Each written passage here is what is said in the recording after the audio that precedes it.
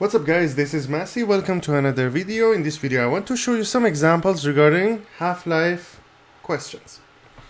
First example, if you have 10 grams of radioactive isotope with a half-life of 2 years, how much of the isotope will you have left after 2 years? How much you will have left after 4 years? And how much you have left after 8 years? I'm gonna write down the formula first. M equals to M dot 0.5 represents 50% or half to the power of T over theta. M represents remaining mass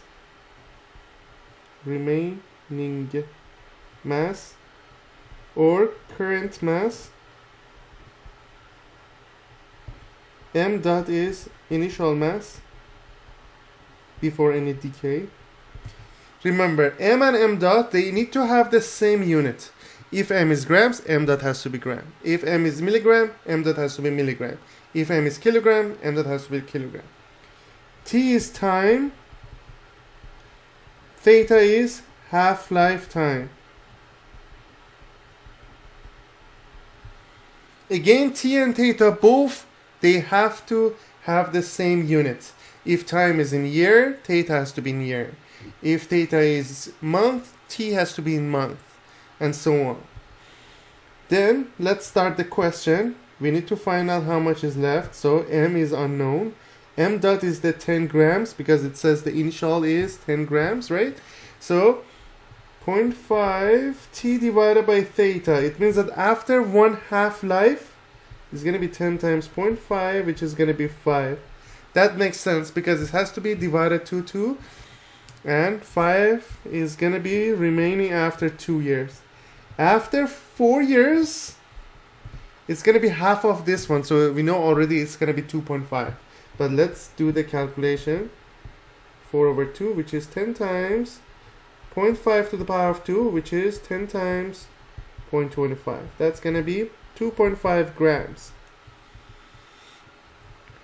C is going to be M equals to 10 times 0.5 to the power of 8 over 2. So 10.5 to the power of 4. 0.5 to the power of 4 is going to be, so 10 times 0.0625. That's going to be 0.625 grams. So that's going to be basically after 4 half-life time. So that's going to be the amount remaining. Let's see the next example. Okay, next example is the half-life of plutonium-239 is approximately 24,000 years. How long will it take for a sample of 8 grams of plutonium-239 to be reduced to 3 grams? So again, if we follow the same formula,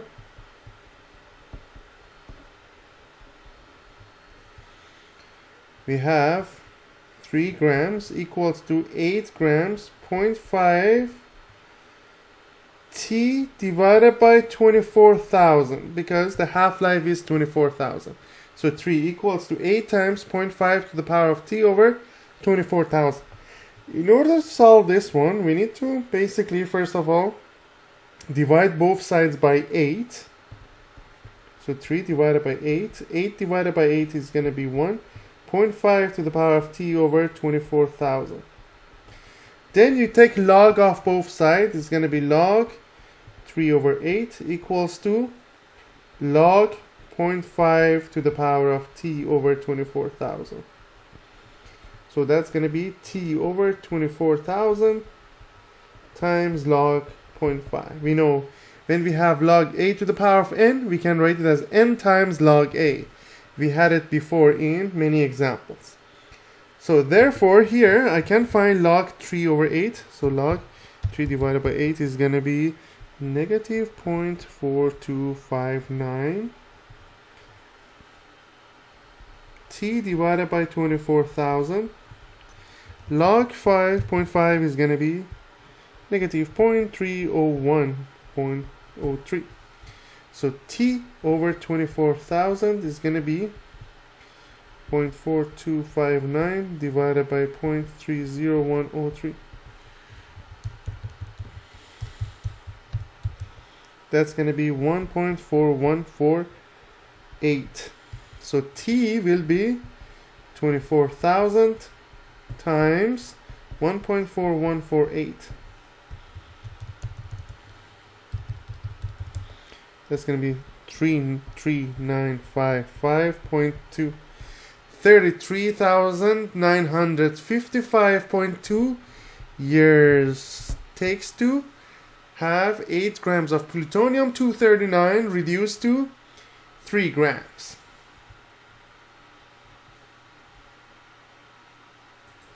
So next example, the half-life of radon-222 is 3.8 days.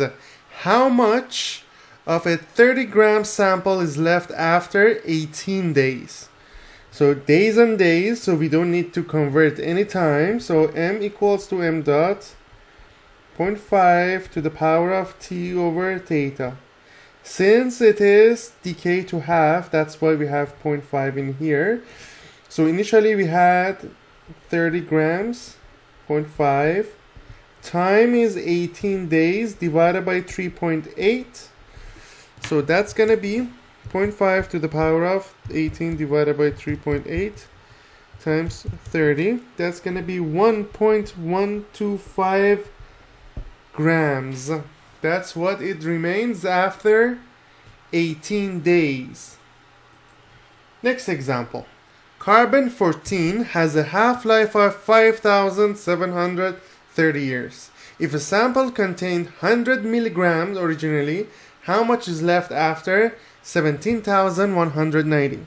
So we have m equals to 100.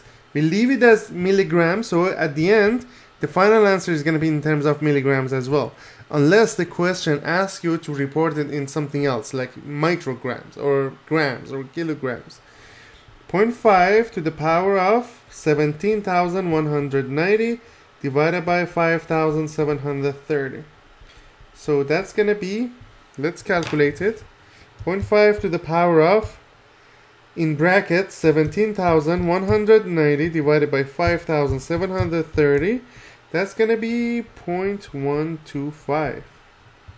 17 times, it's going to be, basically when you divide 17,190 by 5,730, you got 3. So that's going to be 12.5 milligrams. That's what it left after 17,190 years. Now this example is going to be a little bit different. Let's read it together. The half-life of cobalt-60 is 5.26. So we know theta is 5.26 years.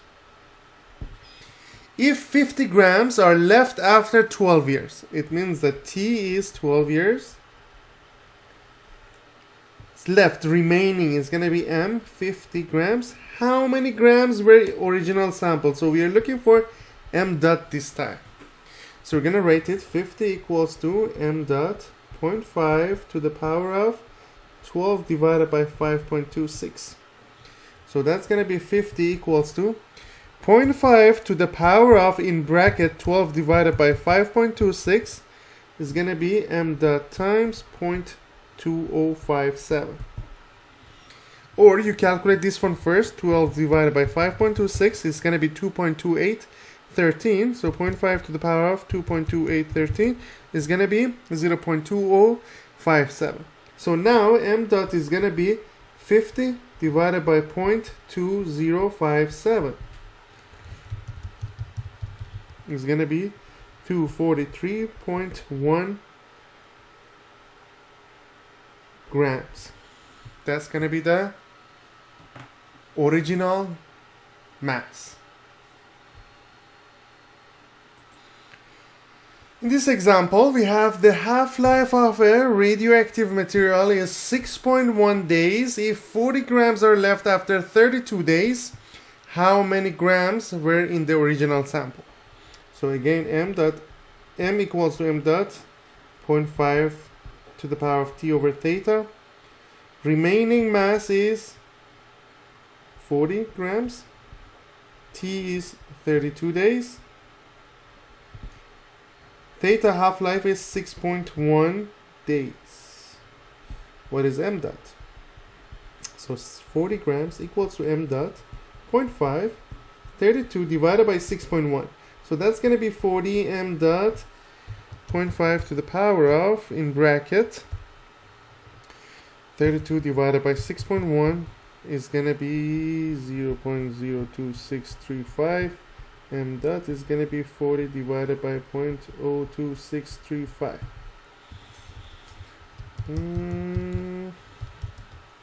It's going to be 1518 grams.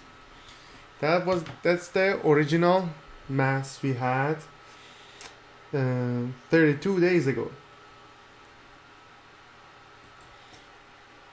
Now let's look at this example. It says if 250 grams of AU198 decays to 6.25 grams in 10.9 days, what is the half-life of AU198? So m dot initial amount is 250 grams. Final mass is, or remaining mass, 6.25. T is 10.9. What is the half-life time? So we're going to say 6.25 equals to 250.5, 10.9 divided by theta. In order to find theta, first of all, we divide both sides by 250. 250 divided by 250 is going to be 1.5 to the power of 10.9 over theta. So 6.25 divided by 250 is 0.025, 0.5 power of 10.9 over theta. Then you take log from both sides, log 0.025, 10.9 over theta, log 0.5. Then you have 10.9 over theta equals to log 0.025 over log 0.5. Log 0.025 is negative 1.602. Log 0.5 is negative 0.301. It's going to be 5.322. So theta is 10.9 divided by 5.322. That's going to be 2.05 days. Why days? Because T was in terms of days in here, 10.9 days. So that's why theta has to be in terms of days as well. So 2.05 days. Now, this example, it says, what is the half-life of a 40 grams of nitrogen 16 that decays to 5 grams of nitrogen 16 in 21.6 seconds? So it's going to be m dot is 40 grams. Remaining mass is going to be 5 grams. Half-life we don't know. Time is going to be 21.6 seconds. So that's going to be m equals to m dot 0.5 to the power of t over theta. So we have 5 equals to 40. 0.5, 21.6 divided by theta. So in order to find theta, we divide both sides by 40. 5 divided by 40. 0.5 to the power of 21.6 divided by theta. That's going to be 0.125. 0.5 to the power of 21.6 divided by theta. So now we do log for both sides. Log 0.125 equals to log 0.5 to the power of 21.6 divided by theta. So that's going to be log 0.125, 21.6 divided by theta times log 0.5. So 21.6 divided by theta equals to log 0.125 divided by log 0.5.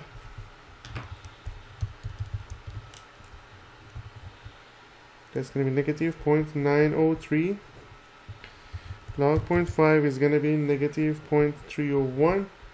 That's just going to be 3. So 21.6 divided by theta equals to 3. So theta is 21.6 divided by 3. That's going to be 7.2 seconds, or s.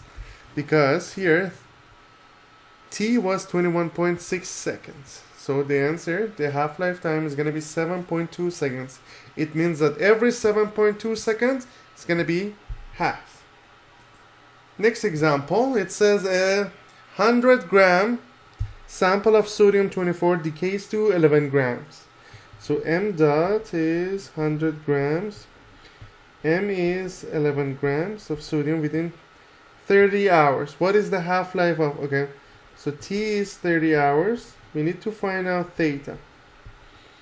So we're going to say m equals to m dot 0.5 to the power of t over theta. That's going to be 11 equals to 100 0.5 30 divided by theta. So we divide both sides by 100. It's going to be 0.11 0.5 to the power of 30 over theta. So we have log 0.11 equals to 30 over theta log 0.5. So 30 over theta equals to log 0.11 divided by log 0.5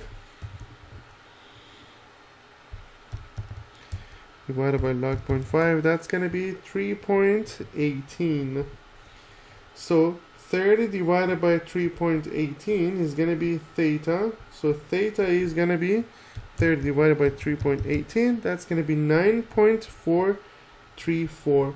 What's the unit? Since t is hours, this one is going to be hours as well. 9.434 hours. That's going to be the half-life time for this.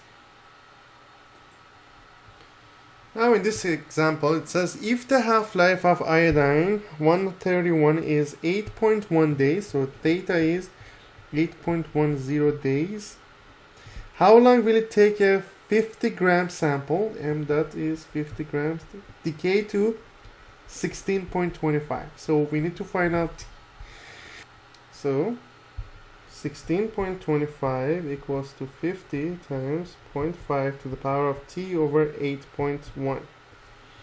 So we divide both sides by 50. So 16.25 divided by 50 equals to 0.5 to the power of t over 8.1. So 0.25 divided by 50 is going to be 0.325. 0.5 to the power of t over 8.1. So we do log for both sides. Log 0.325 equals to t over 8.1 log 0.5. So t over 8.1 equals to log 0.325 over log 0.5.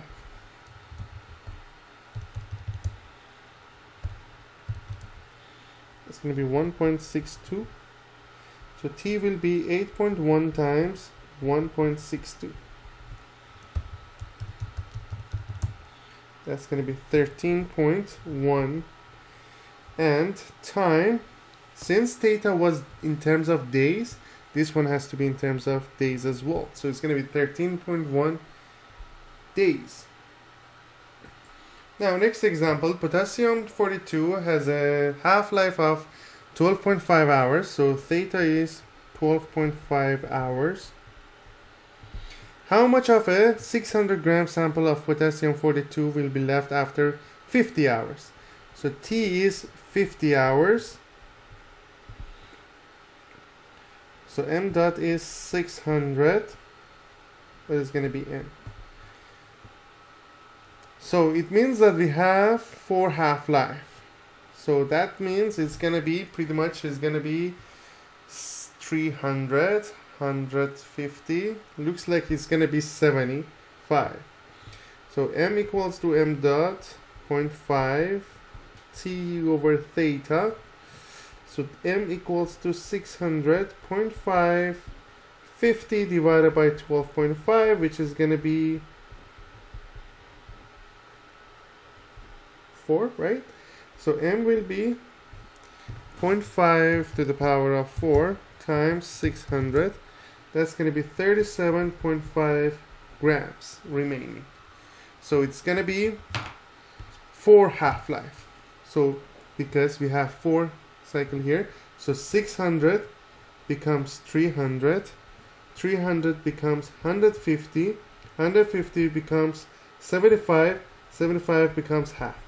1, 2, 3, 4 half-lives.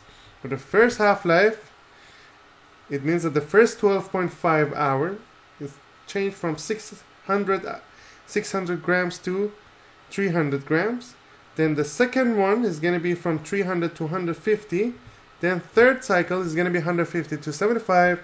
And finally, it's going to be 37.5 grams. So that's how we find out how we deal with half-life questions. I hope you enjoyed this video. Please leave me a comment if you have any question. And don't forget to subscribe this channel. You can have access to many other videos regarding chemistry, math, and physics. Thank you for watching and have a great day.